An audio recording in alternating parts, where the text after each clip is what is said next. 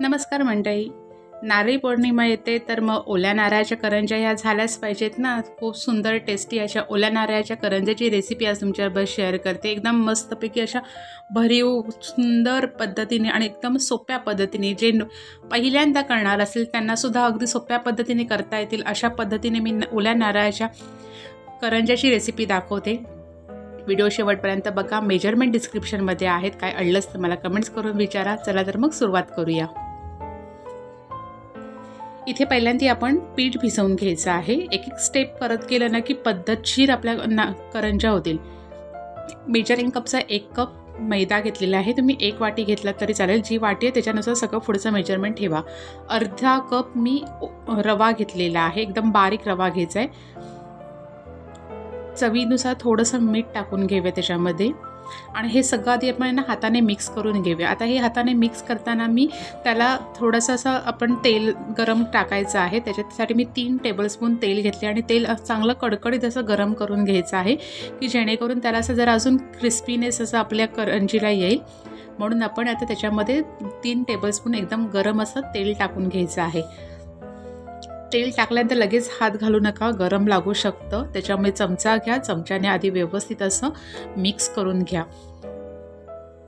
पूर्ण काय अगदी आपल्याला असं लगेच सुरुवात करायची नाही. थोडंसं जरा हळूवार असं मिक्स करून घ्यायचं आहे आणि मिक्स करून झाल्यानंतर आता थोडंसं ते गार होतं. सगळं पीठ सगळीकडे एकत्र झालं की मग ते थोडं गार होतं की मग आपण हाताने सगळ्यांना ते असं चोळून घ्यायचं आहे की जेणेकरून तेल, रवा आणि आपला मैदा असं छानपैकी असं मिक्स झालं पाहिजे. असं आपण ते हाताने चोळून घेऊया, असं कुस्करून घेऊया जेणेकरून की सगळं असं मिक्स असं झालं पाहिजे. ते प्रत्येक गोष्ट करताना पहिलं आधी पीठ भिजवून घेतलं ना की ते रेस्ट करतेपर्यंत आपल्याला पुढची स्टेप करायची आहे. कारण का आपण ह्याच्यामध्ये रवा टाकलेला आहे. रवा टाकल्यामुळे तो थोडासा आपल्याला पाणी गेल्यानंतर थोडासा तो फुलणार. म्हणून आधी सगळ्यात पहिली गोष्ट पीठ भिजवून घ्यायचं. पीठ मग तुम्ही अगदी अर्धा 1 तास असंच ठेवून दिलं नाही, नंतर आरामात पुढच्या करंज्या करायला घेतल्या तरी काय हरकत नाही, पण आधी पीठ भिजवून घ्यायचं.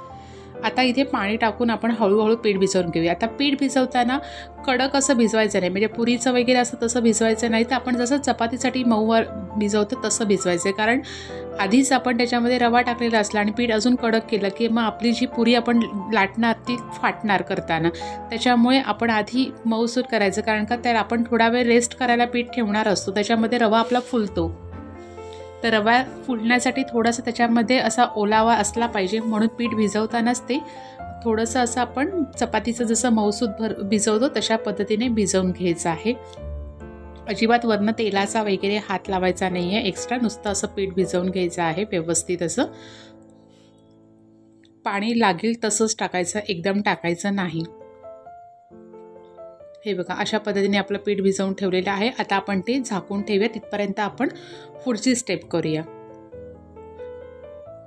मी ज्या पद्धतीने सांगते, ज्या प्रमाणात सांगते त्या पद्धतीने करा. तुमच्या करंज्या अजिबात खराब होणार नाहीत. अजिबात म्हणजे अशा तुटतील किंवा अशा व्यवस्थित झाल्याने असं होणार नाही. परफेक्ट मेजरमेंटमध्ये केलं तर इतकी छान खुसखुशीत मस्त आपली करंजी तयार होईल. पीठ रेस्ट करायला ठेवलं. आता आपण त्याच्यामध्ये जे सारण भरणार आहोत ते करूया. त्यासाठी मी ते 1 टेबलस्पून तूप घेतलेलं आहे. तूप गरम झालं की 1 टीस्पून खसखस टाकून घेऊया. खसखस थोडी तुपावरती थोडीशी परतवून घेऊया आपण. आणि इथे मी ओलं खोबरं किसून ठेवलेलं होतं. ओलं खोबरं आपण साधारण 2 कप घ्यायचं आहे. तुम्हाला जर करंजीची क्वांटिटी वाढवायची असेल तर तुम्ही त्याप्रमाणे तुम्ही ह्या सगळ्या करंज्याचे प्रमाण वाढवू शकता. आता इथे मी 2 कप घेतलेलं आहे ओलं खोबरं आणि ते फक्त आपल्याला आहे ना असं परतवायचं आहे. असं काही शिजवून किंवा त्याचा कलर बिलर चेंज होईपर्यंत आपल्याला अगदी परतवायचं नाही आहे. फक्त त्याच्यातला जो ओलावा असतो ना तो ओलावा आपल्याला काढायचा आहे. तेवढ्यासाठी आपण फक्त तिथे परतवून घेतोय ते थोडंसं.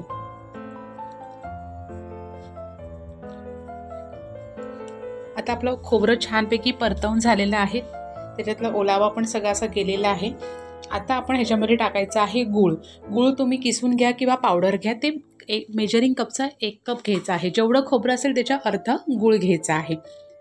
2 कप खोबरं होतं म्हणून इथे आपण 1 कप गूळ घेतलेला आहे. तर माझ्याकडे गुळाची पावडर होती म्हणून मी अशा पद्धतीने ती पावडर घेतलेली आहे. नाही तर तुम्ही किसून घ्या. पण मेजरिंग कपचा 1 कप किंवा 1 वाटी जे तुम्ही पहिल्यापासून प्रमाण ठेवलं असेल वाटी किंवा कपाचं तसं ठेवून द्या. आता काय करायचं की आपल्याला भरपूर शिजवायचं नाही, फक्त आपल्याला तो गूळ मेल्ट करायचा आहे, विरघळवायचा आहे तो खोबऱ्यामध्ये, तिथपर्यंतच आपल्याला हे करायचं आहे. आता इथे तुम्हाला जर आवडीचे जे काही ड्रायफ्रूट्स टाकायचे असतील ते ड्रायफ्रूट्स आणि अगदी 1 टीस्पून आपल्याला वेलची जायफळची पावडर टाकून घ्यायची आहे. जे आवडीचे ड्रायफ्रूट्स असतील ते तुम्ही त्याच्यामध्ये टाकू शकता. मी इथे काजू, बदाम आणि बेदाणे असे सगळे टाकलेले आहेत. 1 टीस्पून वेलची पावडर टाकून घेतलेली आहे आणि हे सगळं असं व्यवस्थित आपण मिक्स करून घ्यायचं आहे. मिक्स करताना असं मोठा गॅस नाही, एकदम मीडियम फ्लेमवरती करायचं, नाहीतर आपला हा सगळं सारण आहे ते करपू शकतं. त्याच्यामुळे आपल्याला मग त्याची टेस्ट पण बदलते. म्हणून अगदी एकदम व्यवस्थित हलक्या हाताने छान असं मीडियम फ्लेमवरती ते आपण परतून घ्यायचं आहे. आता आपलं सारण तयार झालेलं आहे. गॅस बंद करायचा आणि हे सारण पहिल्यांदा दुसऱ्या भांड्यात काढून घ्यायचं, कारण भांडं गरम असतं, मग त्याच्यात ते शिजत राहील. आता इथे आपल्याला बनवायचा आहे साठा, जो आपल्याला मध्ये पुरीसाठी वापरायचा आहे. त्यासाठी मी इथे वितळलेलं तूप घेतलेलं आहे, 1 टेबलस्पून आणि 2 टेबलस्पून कॉर्नफ्लॉवर घेतलेलं आहे आणि ते आपण असं मिक्स करून त्याची एक पेस्ट तयार करून घ्यायची आहे. ती पेस्ट कधी वापरायची तेही तुम्हाला आता मी सांगते. आता आपलं सगळं तयारी झालेली आहे. आता आपण आपल्या पिठाकडे वळूया. पीठ आपलं छानपैकी रेस्ट करून झालेलं होतं. आता आपण ते परत एकदा व्यवस्थित असं मळून घेऊया, की लगेच तुम्हाला कळतं की आपला रवा आहे तो त्याच्यामध्ये छानपैकी फुललेला असल्यामुळे परत एकदा सगळं ते एक व्यवस्थित एकजीव असं करून घेऊया. आता ह्या पिठाचे मी 4 समान भाग करून घेते. जर तुमचं पोलपाट मोठं असेल तर तुम्ही 3 घेतले तरीसुद्धा चालतील. माझं जरा छोटं होतं त्याच्यामुळे मी 4 समान भाग करून घेतलेले आहेत आणि ते आपण व्यवस्थित असे गोळे तयार करून घेऊया. आणि आता जेवढं पोलपाटाची आपली साईज असेल त्या साईजनुसार आपण थोडासा मैदा लावून त्याला पूर्णपणे व्यवस्थित असं लाटून घ्यायचं आहे. आता माझं पोलपाट छोटं होतं त्याच्यामुळे मी 4 घेतलेले आहेत. 4पेक्षा तुमचं जरा मोठं असेल, तुम्ही 3मध्ये तुमचं होत असेल तर 3मध्ये घेतलं तरी चालेल. पण आपल्याला असं मध्ये जाड बाजूला पातळ असं काही नाही, अगदी मधलेपासून शेवटपर्यंत एकच ह्याच्यामध्ये ते घ्यायचं. जशी आपली चपाती साधारण जेवढी पातळ असेल तेवढ्यानुसारच आपल्याला ते लाटायचं आहे. एकदम जाड ठेवायचं नाही आहे आणि एकदम असं मध्ये पातळ किंवा बाजूला कडा जाड झाली आहे किंवा मध्ये जाड आणि बाजूला पातळ आहे असं नाही, सगळीकडे समान असं लाटून घ्यायचं आहे. आता जेवढी माझी पोलपाटाची साईज आहे त्याच्यानुसार अशा मी 4 करून घेतलेल्या आहेत. अशा चपात्या आहे बघा, अशा पद्धतीने एवढीच पातळ करून घेतलेली आहे. अशा सगळ्या मी 4 करून घेतलेल्या आहेत. आता ही चौथी माझी लाटून झाली. आता जो आपण मगाशी साठा तयार केलेला होता तो असा एकदम पातळ असा लेअर आपण असं सगळीकडनं लावून घ्यायचा आहे. अगदी असं जाड नाही लावायचं, सगळीकडनं अगदी व्यवस्थित असा पातळ लावून घ्यायचा.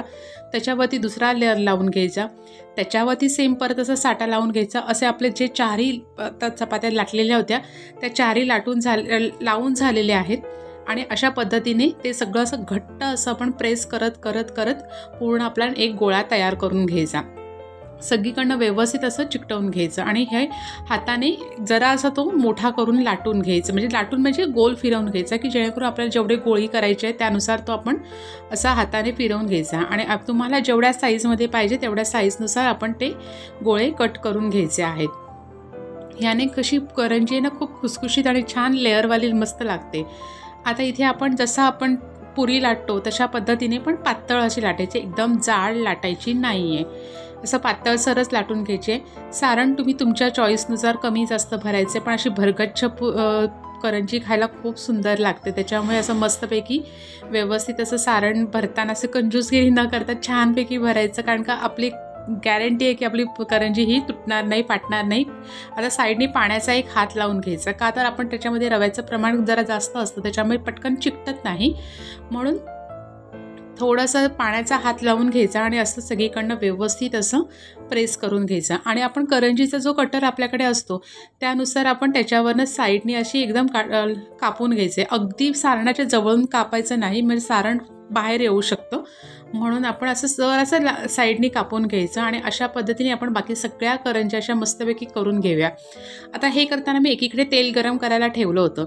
आता तेल गरम करायला ठेवलं त्याच्यामध्ये साधारण मी 3 टेबलस्पून डालडा म्हणजे वनस्पती तूप असतं ना ते टाकलं होतं, की आपण जेव्हा जास्त क्वांटिटीमध्ये किंवा जास्त प्रमाणात आपल्याला करायचे असतात की जास्त दिवस टिकवायचे असतात, त्यासाठी आपण हे अशा पद्धतीने त्याच्यामध्ये डालडा टाकल्याने तर आपली करंजी जास्त दिवस कडक चांगली राहते। आता इथे मी थोडीशी छोटीसा एक गोळा पिठाचा टाकून बघितला होता की आणि तो लगेच वर आला, म्हणजे आपलं तेल परफेक्टपैकी गरम झालेलं होतं। त्याच्यामुळे ते चेक करूनच आपण करंजी टाकायची, नाही तर करंजी आपली तेल खेचणार। तेल गरम व्यवस्थित झालं की नाही चेक करायचं आणि छानपैकी आपण करंजी त्याच्यामध्ये मस्तपैकी गोल्डन क्रिस्पी अशी होईपर्यंत फ्राय करून घ्यायची आहे। डालडा टाकणं न टाकणं हे तुमच्या चॉईसवरती आहे, पण जेव्हा मार्केटमध्ये जेव्हा करंजी वगैरे अशी रेडीमेड आपण विकत घेतो त्यावेळेला ती भरपूर दिवस कडक टिकण्यासाठी ते लोक असं करतात, म्हणून मी तुम्हाला ही ट्रिक दाखवलेली आहे। आता अशा पद्धतीने आपण सगळ्या करंज्या मस्तपैकी तळून घ्यायच्या आहेत। खूप सोपी पद्धत आहे, काही वाटलंच तुम्हाला कमेंट्स करून विचारू शकता। आणि अशा पद्धतीने मस्तपैकी आपल्या ओल्या नारळाच्या करंज्या तयार झालेल्या आहेत। खायला खूप सुंदर असे मस्तपैकी ओल्या नारळाची करंजीची रेसिपी आज मी तुमच्याबरोबर शेअर केलेली आहे। व्हिडिओ आवडला तर तुमच्या आवडत्या व्यक्तींना पण शेअर करा। या नारळी पौर्णिमेला तुम्हीसुद्धा ही करंजी करून बघा आणि मला कमेंट्स करून सांगा या अशा पद्धतीने बनवल्यावर तुमची करंजी कशी झाली ती। आणि रुहीज किचन 22 अजून सबस्क्राईब केलं नसेल तर लगेच सबस्क्राईब करायला सुरुवात करा आणि तुमच्या बाकीच्या आवडत्या व्यक्तींना सुद्धा सबस्क्राईब करायला सांगा। थँक्यू।